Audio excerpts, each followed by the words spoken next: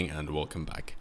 So, coronavirus update. Number 10 is considering mandatory face masks in shops in England. Maybe, maybe not. It's one of the things that is being alluded to, and it seems to be testing the waters to see how people will respond, and if it seems to be okay, then go ahead, and if not, then don't do it at all. Of course, this comes on the back of us seeing the full face visors as well, as people are suggesting is recommended as a kind of a spit guard, if you will, that you normally see on fresh food counters. That, yes, now it's portable and you wear it on your face as if you're going to be getting on a moped straight away. that kind of thing, just because are you really concerned about the droplets that would then fall on the face visor, and of course wearing a mask underneath that as well, because apparently immune systems don't mean anything anymore. But with that in mind, the idea of a face covering or a mask inside a supermarket is ridiculous for two reasons. One is we didn't need them during the peak, and yet it dropped down, even when we were all in the same place, all touching the same things, all getting close to each other, and that didn't increase the infection. And now also, so not only does that prove it's not necessary, but we're also told, oh yeah, go eat out. And of course in August it's half price offers because you're going to be paying for somebody else's meal anyway if you don't eat out. That's where the taxes are going. So you're supposed to eat through your eyes, just look at the food, or through your ears, really listen to the sizzle. That's what you want. Cool. Okay, let's go now. Trying to weigh these things up really doesn't make any sense.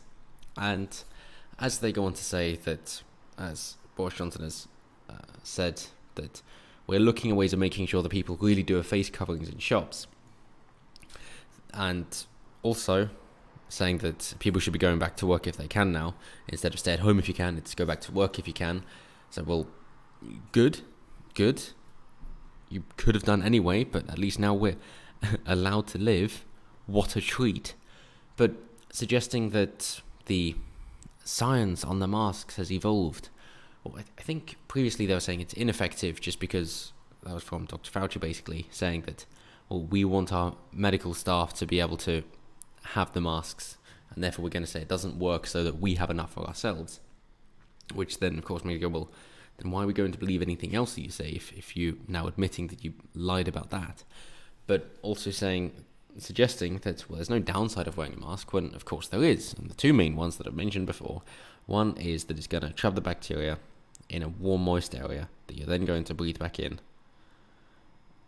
And secondly, so of course that's going to cause more illness, but secondly, you're not breathing in as much air as you would normally, which means your oxygen levels are depleted to the point at which, if it was a regular oxygen level, then you would be considered to be admitted to a hospital because your oxygen levels are so low.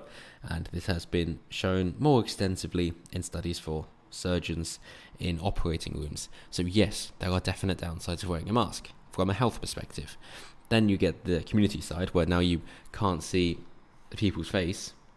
You can't see if they're smiling, and the micro expressions, if you will, at the corners of the mouth or the nose. You can only really see their eyes, and you're trying to then determine how they're feeling and what their intentions are through just that. You can't do it very well at all, and so you do need those non-verbal cues which are expressed in the face in interpersonal interactions in order to then know what's going on. And it is very, very important. And not being able to see somebody smile as well is the next step in the damaging nature from not being able to have the kinesthetics and touch. So yes, we see that it's compulsory on public transport, which is bad enough, but then to also try and suggest, in shops as well. So, well, is anywhere where it's not going to be compulsory then? And what's the point? What's the end game? Are you saying that this is going to be the new normal? That, before you get out, make sure you grab your coat, your keys, and your face mask? I don't know what the end game of this is, except for saying that it's then going to be you have to wear a face mask unless you get these vaccinations, and who knows what is being put into them, then is that the idea? That is it actually as bad as the conspiracy theorists thought that it could be, in saying that the idea is just to make it impossible for people to live their lives without having a vaccine, and it's a necessity, and therefore they can kind of get their control over people through that. And at this point, I'm at my wit's end, that it seems to be the only explainable answer is something that suggests let's just see how far we can push the control and take advantage of this pandemic. So I sincerely hope he doesn't try to reason to say that you're going to need masks in shops, seeing as we didn't before, and they're wholly unnecessary and are actually damaging in and of themselves for health reasons and mental well-being reasons as well. So with that in mind, let's see how this all unfolds. I'm guessing that he's going to say we don't need to do this, because we really don't, and it would be a terrible, terrible move.